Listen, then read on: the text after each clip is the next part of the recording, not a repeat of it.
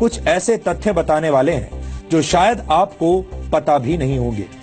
इन तथ्यों को जानने के बाद आप समझ जाएंगे कि कैसे इस देश की जनता के मन में डॉक्टर अंबेडकर के बारे में भ्रम फैलाने की साजिश रची गई। डॉक्टर भीमराव अंबेडकर का भारत के विकास में जितना योगदान रहा है उतना शायद ही किसी और राजनेता का रहा हो।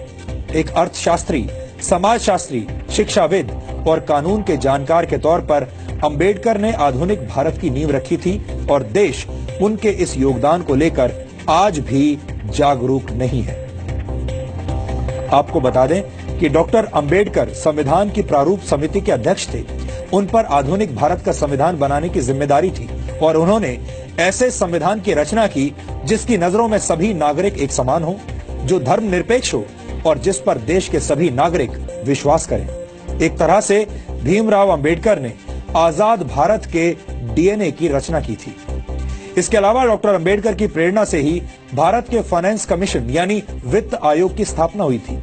डॉक्टर अंबेडकर के आइडियाज से ही भारत के केंद्रीय बैंक की स्थापना हुई, जिसे आज हम रिजर्व बैंक ऑफ इंडिया के नाम से जानते हैं। दामोदर घाटी परियोजना, हीराकुंड परियोजना और सोन नदी परियोजना को स्थापित करने में डॉक्टर अंबेडकर ने बड़ी भूमिका निभाई थी। भारत में एम्प्लॉयमेंट एक्सचेंजेस की स्थापना भी डॉक्टर अंबेडकर के विचारों की वजह से ही हुई थी। भारत में पानी और बिजली के ग्रिड सिस्टम की स्थापना में भी डॉक्टर अंबेडकर का अहम योगदान माना जाता है। भारत को एक स्वतंत्र चुनाव आयोग भी डॉक्टर भीमराव अंबेडकर की ही देन है। ये वो योगदान है जिन्हें आजादी के बाद की तमाम सरकारों ने हमेशा ही अनदेखा किया है। यानी योजनाएं और विचार अंबेडकर के थे, लेकिन उनका श्रेय दूसरे नेताओं ने लूटा।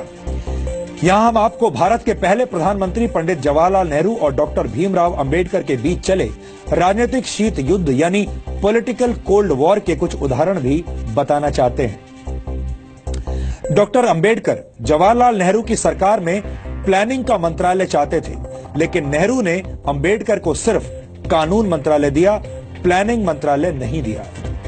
डॉक्टर अंबेडकर विदेश और रक्षा मामलों की समितियों में सदस्यता चाहते थे, लेकिन नेहरू सरकार ने डॉक्टर अंबेडकर को ऐसी किसी भी समिति का सदस्य नहीं बनाया। डॉक्टर अंबेडकर नेहरू सरकार की विदेश नीति से असहमत थे। डॉक्टर अंबेडकर हिंदुओं में सामाजिक अधिकार और महिलाओं को संपत्ति का अधिकार देने की बात करने वाले हिंदू कोड को समाज सुधार के लिए जरूरी मानते थे, लेकिन नेहरू सरकार ने अंबेडकर के मंत्री रहते हुए हिंदू कोड को स्वीकार नहीं किया। यहाँ तक कि डॉक्टर अंबेडकर को भारत रत्न सम्मान देने के लिए भी कोई पहल नहीं की गई। उनकी मौत के 34 वर्षों के बाद 1990 में वीपी सिंह सरकार ने उन्हें भारत रत्न से सम्मानित किया, जबकि कांग्रेस ने डॉक्टर अंबेडकर को भारत रत्न से सम्मानित करने के लिए कोई कदम नहीं उठाया। अब आप समझ गए होंगे कि बाबा साहेब डॉक्टर भीमराव अंबेडकर से जुड़ी तमाम सच्चाइयों को हमसे और आपसे कैसे दूर रखा गया है।